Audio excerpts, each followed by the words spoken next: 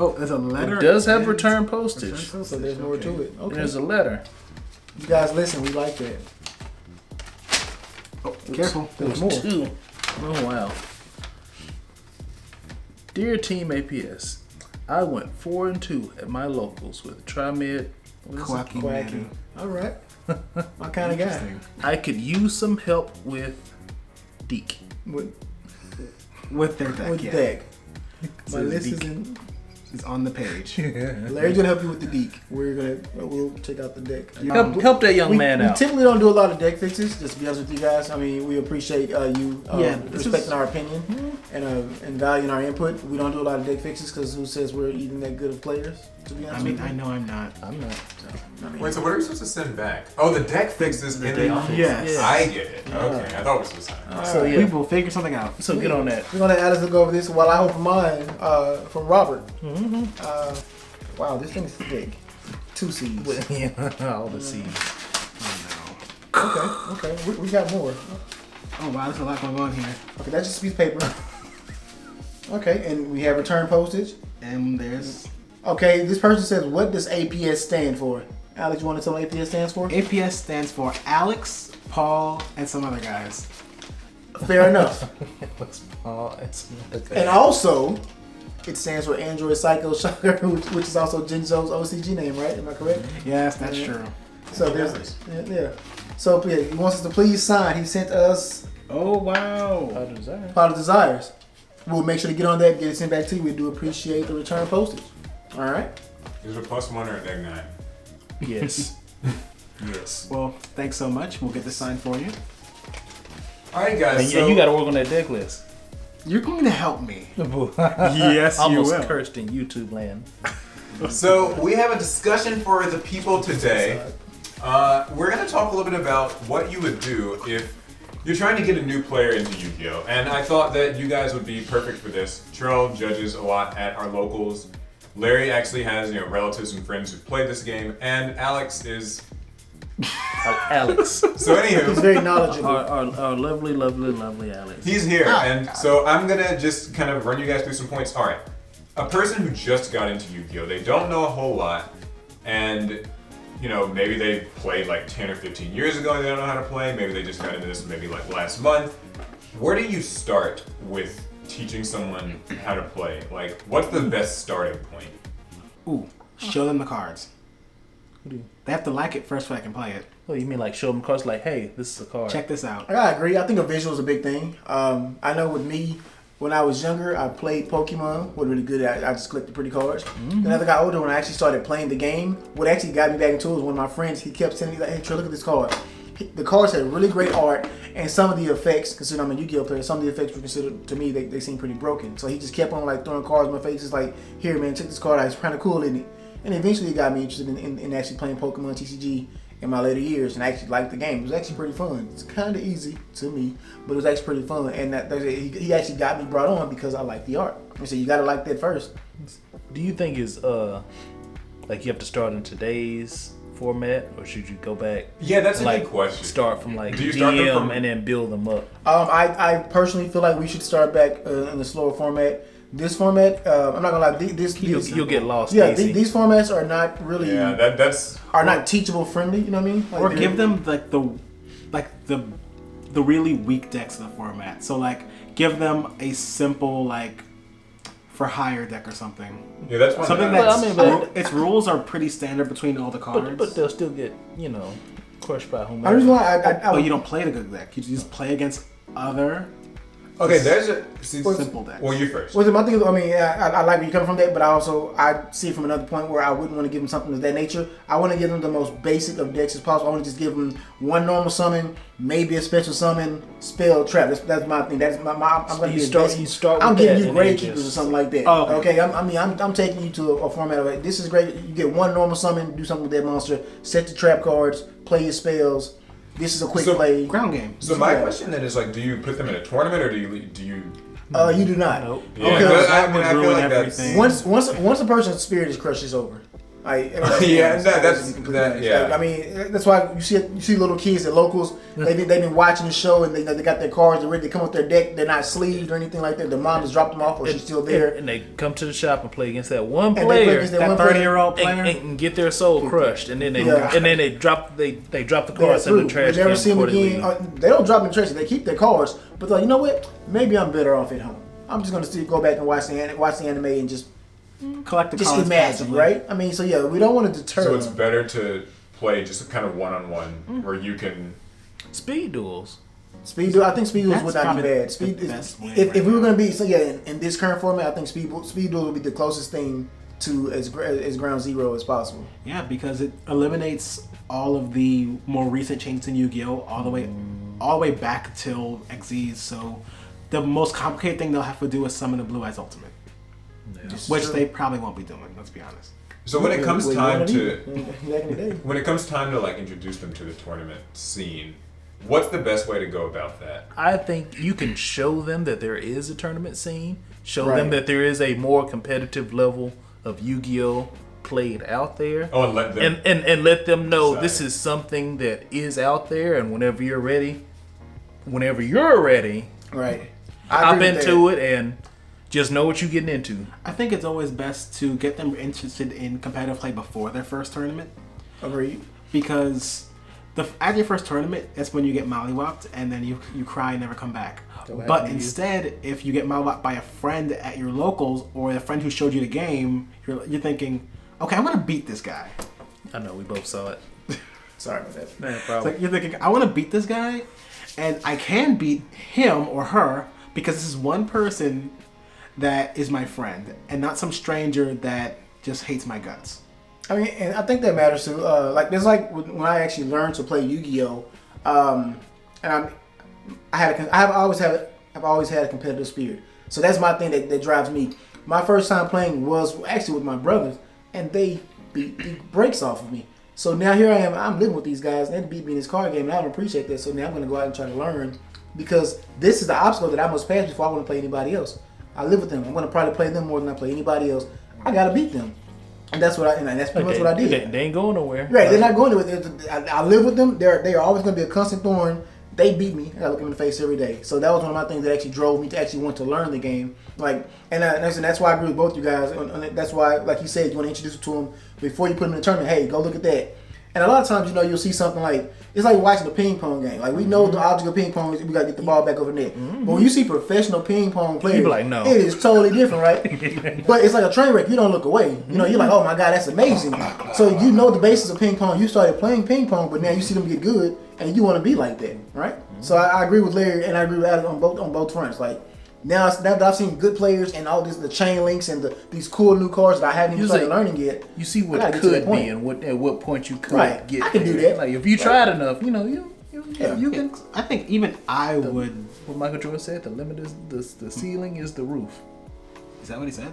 He did. Oh, okay, I don't really know what that means. He didn't know what it means, but he said, and it's Michael Keeps the Jordan. people going. It's provocative. Oh God. So, taking a step forward then, now that they've been introduced to the tournament scene, they're new to it. Here's a big one that everybody likes to talk about. The rulings themselves. Yu-Gi-Oh! Rulings are complicated. It's not really a game that's quite like other card games where it's like, oh, just read what the card says, and like, it's just that simple. Yu-Gi-Oh! Has chains, Yu-Gi-Oh! Has cards that like miss timing, things that like summon, this starts a chain, this doesn't start a chain. This effect works here, but it doesn't work there. Why can't I use Solemn Strike on his Monster Reborn? When people don't understand that, they usually get angry. What's the best way to explain that to somebody in a way that won't just make them think, oh, this is too... local Like that's drugs? kind of just like a trial by error thing. Like you just kind of come across it and you deal with it as. How was it for each of you? Maybe that's the better. Like You when thought you were... I thought it was something. I was told it was not, and you either deal with it or you don't. We all know that those people who they just don't understand. Some of them blue eyes without attributing. Who just don't understand why it doesn't work like that, and they won't. I won't say they'll never understand, but they just don't get it, and it's just that's how it is, and they'll fight you tooth and nail. No, I mean, this so is when not that how it happens, is. like, Like, what do you yes, usually- yes, it is. I typically will resort to the internet show them proof that what I'm saying isn't coming out of nowhere. And then you can build an argument around it, because you're going to argue now because they thought they knew one thing, you think you know something else, and since you're not the authority on it to them, you got to show them why this is the correct way to play it. So this is why this chain resolves that way, and that's why I ask Paul all these questions and I don't rely on myself. Trell, you're the judge. You I'm sure you've had many this doesn't work at this time scenarios. How do you normally break it down and explain it to people? Yes, I'm a judge. One of the best things about being a judge in that situation is that you have other judges to help you out. So in a lot of cases, like I've done at locals, if I can't exactly put into words that they can understand and interpret to where I need to get it, I will always reach out to another judge. There's nothing wrong with that. With that being said, though, like I'm like Larry. There's a lot of times, like say, I'm going to tell you what the deal is. Either you deal with it, or or you don't. But even if you don't deal with it, you still can't do it. Mm-hmm. And we do get people that are mad. But that's another thing where you have to you have to have a sense of diplomacy as well. Sometimes you have to break things down as elementary as possible. No, you cannot use this card to stop this. And there have been times I've had to ask questions, and sometimes it seems like they're belittling questions, but they're not. They are as A to B to C as possible. Solemn warning. This says this card can stop the summon of. So is this card summoning something? What is it doing? Yes or no? So we go to a yes or no scenario. Exactly. We go to a yes or no scenario. We start yes. If this is yes, we go here. If it's a no, we go here. Simple as that. And there actually are flow charts out there for the type of thing. I actually keep that on my phone. So I mean, this is me personally. So you don't know? Here we are. Let's ask this question. This card does what? We're here, and we just follow it around. I mean, and it can be tedious, but at the same time, if they're really wanting to learn, they're going to. Because the thing is, I can sit up and tell you that I'm right, but if I can't prove to you, you don't care, right? You're already mad anyway. I'm wrong. You the judge, but you don't know everything. You just think you know everything. But I can show you. So it's always good to have visual proof. And I do keep the flow chart in my phone for that specific thing. I will go A to B on this flow chart with you. Now, whether you like it or not, I will though. But at the same time, majority of the time, they do understand where I'm coming from at that point. And it still takes practice. That's nothing that takes practice as well. Because we all know that we've been playing the game for a long time. Problem-solving card text just recently got introduced to us on a much higher level that we needed it on, as opposed to back in our day when nothing was once per turn, nothing was a hard anything. Most things are vanillas. Exactly. It just said do this. It just says happens. do it. Like I remember when I played a long time ago, the card Griddle. Y'all remember Griddle? It says when control switches to your opponent. When control switches to your opponent, you gain 2,000 life points or something like that, right? Or 3,000 life, whatever. My brother and I, we thought that means once I ended my turn and it became your turn, that meant control had changed. I gained life points. Oh, yeah. So, and then once you actually get into playing people who are better, honestly speaking, you see people who are better and you realize that's not the case. It explains to you this is what control means. And that's another big thing for me as well when it comes to the game is that Yu-Gi-Oh! Teaches you a lot of like a lot of educational skills. If you actually, it teaches you mathematics, it teaches you reading comprehension, things of that nature, problem solving, right? But how do you problem solve composed of nature? MSC. I hate that. MSC negates. So, if it's destroyed, it's not on the board. How can it have an effect? Exactly. It's not there anymore. I mean, and that's one of my things too. Is I'm a judge, but also when I was younger, I actually used to teach people how to play. When I was a kid. I was in a group home. I used to teach the workers there how to play because I had somebody to play with, and they actually got pretty decent. Also, when I got older, I used to be a math tutor. I used to use Yu-Gi-Oh! As one of my lessons for math for the students. Oh, you've got some really great perspective on this. It works out sometimes. So backtracking just a little bit, the anime, always a pretentious, contentious topic. Do you use the anime to Charles I don't know anything about this. Yeah. Do you use the anime? Is it a good tool to teach someone to get them interested in? Well, you go ahead.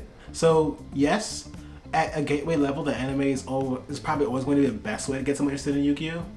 Because it's the best. It is a useful way. It's a useful tool. I do think overall it's the best way. Overall, I think overall because there's more people that watch the anime than don't. So I agree with that. I think overall, as far as the majority of a tool, I think the anime is probably the best way to actually get somebody interested into it. Because how else do you find out about Yu-Gi-Oh! Beforehand? You really don't, because that's how most of us found out. I know it wasn't. You just kind of end up showing up. Right. Hey, what you playing? Some of us did, and by finding out through the anime, you actually start to like it before you even played it. Mm-hmm. And that's really a useful tool for Konami to use against us. Once again, now, when it comes to things that don't work the same way, and like you're kind of met at the crossroads of you saw the last skit. That's not how it works in the anime. What is that? Do we plug other YouTubers? Somebody, I can't remember who it is, but they just like last week they had a real interesting video on like I don't watch certain YouTube. cards, how they like in the anime, how they just don't work, how they wouldn't work in real life. Who was it? I can't remember. Doesn't matter. There's So plenty. It doesn't. doesn't but- matter. But At all? I mean, it doesn't matter who put the video. You're right. They probably saw it. Good job. But regardless of the fact, I mean, I agree. My thing was like I said, I wasn't really introduced to the game through the anime, but a lot of people are. The anime actually looks pretty good. And if we can go off topic from just Yu-Gi-Oh, Pokemon was a big thing. There's not a person in this room that didn't watch Pokemon. Now, whether you guys play the card game or not, you guys are familiar and aware of Pokemon, and they actually seem pretty cool. Card once. But the show, you watch the episodes of the show to like it at some point, right? Yep. Same thing with Yu-Gi-Oh. Like my thing now, granted, I'm not big on anime at all. Everybody here who watches our channel knows that if you can't ask me anything about the anime, but maybe 2 questions ever. What did we would throw Who's into the the main ocean? Seth Okaiba. Just want to anyway. What do you ask? What do you ask? It's the main character. But I have realized that as the seasons have gone on, they have become more prone to actually go with the rules. First couple seasons were, oh my god, even I watched the episodes. Yeah, if you had the cards, you played it, right? You played on your turn, they turn, trap card from the deck, whatever the case may defense be. mode. You did it, right? But now they actually are getting more in tune with actually playing by the rules. So for new players that are liking the show, they actually will have some semblance of what it's like. Now we're not getting to chain 12 and all this other stuff and slow playing on the game, but that's just semantics. they don't go into that. Right, whatever. But I do think the anime is a great tool even to this day now. Even for a brand new player, I would have them watch the newer seasons than the old seasons. Though. Do you think it's safe to say if you don't like the anime, you probably won't like playing the game? I can't say that. I don't. Well, I'm sorry. Don't know. That's a good question. For you then.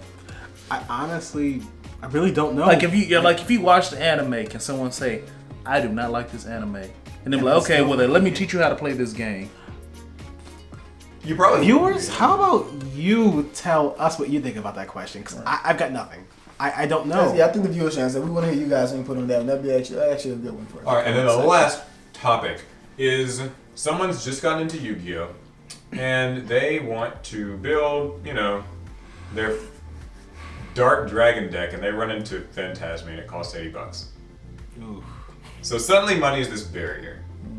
Do you think for a new player it's better to just kind of keep that out of the equation, not really, introduce them to like, oh, these cards cost money and all of that, or do you think it's more just it's up to you? If you want to spend it, spend it. I kind of treat that the same way as like the competitive scene. Like I can't tell Trell how to spend his money. It's his money. He can do whatever he want to with it. If you want to buy $100 Phantasme, more power to you. But I think they should have the knowledge and the choice that you don't have to in order to play the game, but it is out there if you want to do it, and it is a card that is well used. Yeah, I don't think it's worth that big price, but I understand why people use it. And to piggyback off what Larry said as well, when it comes to the word knowledge, I also think another important thing to understand is that just because you buy these expensive cards doesn't mean you're going to know how to use it as well. So it don't make you good. Even if they're just getting into the competitive scene, and even if they're starting to get good, you still got to crawl before you can walk type situation. So yes, okay, you want a Phantasme for your deck to make it better.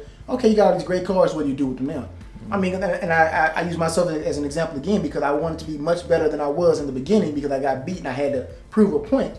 But I had to get better. I did not have good cards when I started out. That was one of the reasons why I lost, fair enough. But I also didn't understand my own cards. I thought every card that I read was, oh, this card is good. Let me keep it in the deck. Next, you got a 75 card deck, and you're never there, right? You're not going to draw anything, right? You can't do nothing. So once you start learning the basics and once you understand the combos and things that you want to learn for your own deck, then you start incorporating it. And even to this day, I do the same thing. Whenever I test a new deck out, and of course, we all have a lot of meta decks that we have just floating around sometimes, right? Yeah. Because not all meta decks are expensive. Sometimes they get reprinted. We have a lot of them. But does that mean we just use it because we have it? No, sometimes it may not work for us at that time. There were actually times when tour guide was $200 at one point. It was. We all remember that, right? Those were the days. And you know what? And even though tour guide is as simple as it comes, you normal summon, you get a fiend. I didn't use tour guide when I had it for a while because it wasn't ready for the kind of deck I was trying to play in. I got these $20 tour guides, but at the same time, this is not where I need to be right now, right? I just think that for a new player, money either can't be a barrier. So basically, if that new player is maybe like your younger sibling or your child, then maybe don't make money their barrier. Right. That way they can play whatever comes to mind and you just indulge whatever crazy fancy they come up with. Or you make the money the only barrier and you only give them access to easy to get things. They get good off of those easy decks like Trell was saying. And then as they want to get better, they can start looking for bigger, better cards after they learn the cruelty of card packs and how you're not going to pull that Phantasmate ever. Kind of treat it like normal life. I mean, everyone's first car wasn't a Ferrari. Right. You gotta... Well, my first Oh, card yours wasn't? No. Like, you gotta... Here, take this used thing that runs but ain't got no AC. This Geo Metro and it makes here. a weird sound. Right. And then eventually, after you drive it for 2 years, On the we'll see donut. about you getting you something else. My Or first if car you, was new. you get a job, you save up, 2019 model. you know, you fix it up a little bit, you throw some rims on it. We will commit a hate crime on camera. What's the hate crime? Don't worry about the officer. So, all in all, in conclusion, then, someone wants to get into Yu-Gi-Oh. Is this like some impossible task, like some people say? Like, oh, Yu-Gi-Oh, it's too hard to get into, it's too expensive to get into, it's not attractive anyway, you know. No. I'm saying, And judging off just the way I've interacted with kids, it's definitely not that hard to get into. I want to see the kids you interact with. So. And I don't like kids. I know. I mean, That's why I I'm love asking. kids. That's why They're I'm usually asking. bigger than him. That's why he doesn't like Wow. But I know that from my mom's elementary school that I will not tell you the name of, there have been lots of kids who are interested in Yu-Gi-Oh just out of nowhere. So people are still getting into it. I just gave people a are huge learning the stack of game. kids cards to a kid who watches our videos. Well, that was nice of me. It was. It was from my goddaughter. She was like, I had a friend. He watch your videos. He likes cards. I was like, here. All right, take all these. Get them out of my house. A lot of them were like Blue Eyes, Dark Magicians. So A few late monsters. that's all you Because own, Larry. he wants... Like, are we surprised? Don't judge my life. What do you want? Huh. Yeah, Well- the blue eyes bathroom mat. We saw it. That's, I wish. that is pretty much I can't get our away with that in discussion my then. house. So, closing thoughts? Anything? Yu-Gi-Oh, yes, no? If you're not playing Yu-Gi-Oh now, which if you're watching this video you probably are, give it a try. And if you really want to think about it but maybe not commit, ask a friend who does play. If you want to teach somebody new how to play the game, I think that, to go off you said, I think that's a good challenge for people. If you gotten to the point where you're good and comfortable with the game, try to teach someone else. yeah, teach somebody else new. Right? And you might end up learning things you ain't never know. Appeal to the egotistical side. Everybody has ego somewhere. I'm competitive. That's my ego. So that's how they got me into it. I'm still here 17 years later.